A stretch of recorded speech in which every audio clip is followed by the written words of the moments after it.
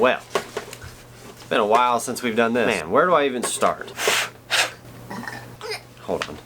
Yes, Emmett's okay. He's right next to me, and if you hear clicking, clanking, it's his AFOs hitting the base of his stroller. Man, it has been a while since we've been doing this. This probably looks a little different because it's a different camera, different lights, different house. Lots changed. Not the best stuff has changed though. That's why I've stopped making these videos, was because Emmett is not exactly the same that he was before. I think I stopped recording these videos back in May. Stopped uploading in May. I started noticing a pattern of something happening.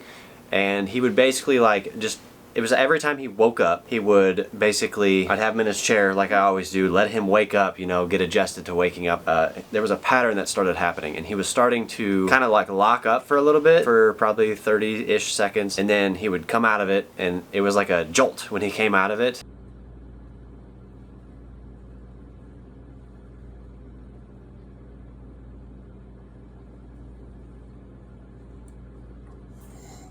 It was kind of like a moment, like you could see it clearly, a moment where he would come out of it. And then he would try to spit up. And it was happening like every single day, same time. And then it started happening at times that it wasn't right after he woke up. It was just started happening more and more. So we had, obviously, we contacted his neurologist, talked to them. They wanted to do an overnight EEG, which we did, to basically have all the probes on his head to monitor for seizure activity, and sure enough, he's been having seizures, and a lot of them. Turns out the day after that EEG, there's different types of seizures, but after that EEG, he had the worst seizure we had seen yet, and it wasn't something we could stop. Like, it happened, it was when it started, he wouldn't come out of it. Whole bad situation. He had to be flown to St. Louis Children's. They figured out that he had contracted rhinovirus, which is just a cold, but obviously to somebody like him, it's triggered something bad. And that's been what we've been going through the past 8, 9, 10 months. Controlling the small seizures, but also controlling the big seizures. The small ones we have under control. The big ones we think we do, but the big ones, he's probably had 9 big ones that we couldn't stop, and he's had to be taken down to St. Louis every single time. I think he's been in the helicopter 6 times this year.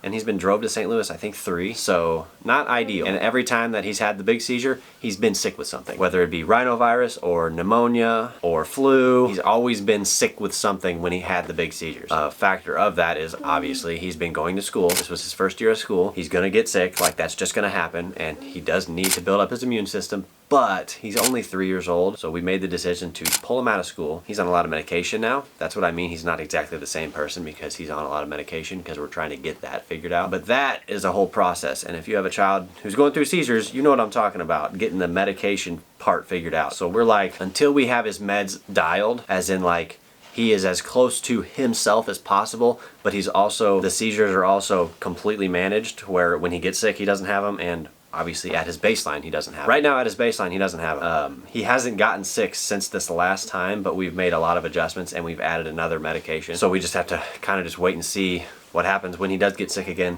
if he starts having them or not. But that's where we're at. That's why I haven't been uploading. We've just been busy with that. It's kind of stressful doing this. I honestly wanted to do this a long time ago, but it was literally like I would set this up, start recording, and there's a chance that he might have one. And I didn't want to really show you that, what it looks like kind of and stuff like that. As of right now, he's doing pretty good. He's pretty healthy. Obviously we took him out of school, so he hasn't been sick since he's been out of school. He is getting back to himself. He's talking a little bit less than he used to, but he's getting back. He's starting to say words again. As you can hear, he's starting to say words again. He's starting to get back to his baseline. He's still his happy self, which is fantastic. It wasn't the case on certain meds. He was just a zombie. But how he is now, he's pretty good. He's on 3 meds right now. Not ideal. What we're trying to do is take him down to just 1, figure out which one works the best and has these seizures under control the whole time.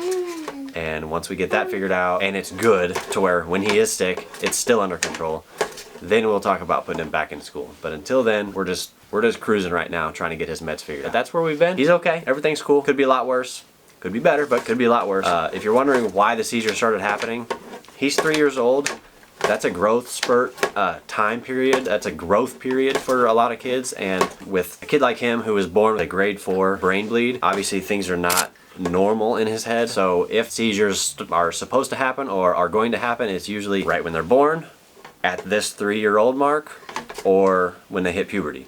And when he hits puberty, it could happen again and it could be worse. You know, we just have to wait and see what happens. That's why they started happening. Everything makes sense with how they happen and what they look like when they happen. Like as of right now, his common small seizures, everything goes to the left. His eyes, his head, his arms, his legs straighten out and lock up. But the fact that everything goes to the left correlates with the right side of his brain having to bleed. So it all lines up. It just sucks that that's what we're going through right now, but just part of it. When you have a kid with all this stuff going on, all things considered, with all the meds he's on, we're still doing the standard twice a day. He's still talking, like I said. He still kicks, runs like he used to. Doesn't have as much energy as he used to, but we're getting there.